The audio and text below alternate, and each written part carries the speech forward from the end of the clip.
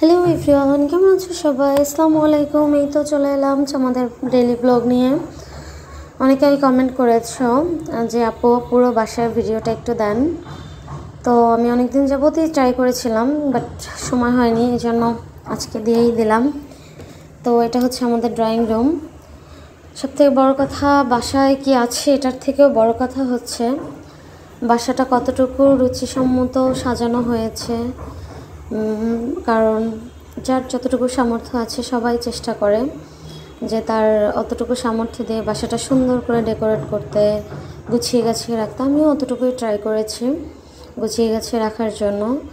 আর যেহেতু আমার দুটো বেবি আছে, তারা সারাদিনই বাসায় অনেক দুষ্টুমি করে, যার কারণে আমার দেখা যায় অতটা খুব বেশি না পারলেও চেষ্টা করি আমি গুছিয়ে গাছিয়ে পরিপাটি রাখতে। এটা হচ্ছে আমার ডাইনিং স্পেস। এখানে হচ্ছে আমি আপাতত আরও অনেক কিছু কিনবো, দুইটা ক্যাবিনেট কিনবো, কিছু আর্টিফিশিয়াল প্ল্যানেট কিনবো, বাট এখন পর্যন্ত হয়নি। তো এটা হচ্ছে আমার বেডরুম, এখানে আমি থাকি। তো এখানে অনেক কিছু কিনতে হবে। আমি একটা ক্যাবিনেট কিনতে চাচ্ছি বড়, দেখাবো আরও সামনে।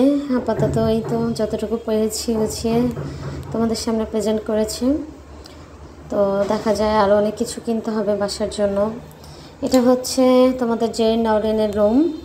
এখানে জেরিন নওরিন থাকে। এটা হচ্ছে জেরিন নওরিনের পড়ার টেবিল। নওরিন যেহেতু এখনও ভর্তি হয়নি, তাই ওইভাবে পড়ার টেবিল হয়। এটা হচ্ছে আমার কিচেন রুম। এই যে আমি ছোট্ট একটি ক্লিপ নিয়ে নিলাম।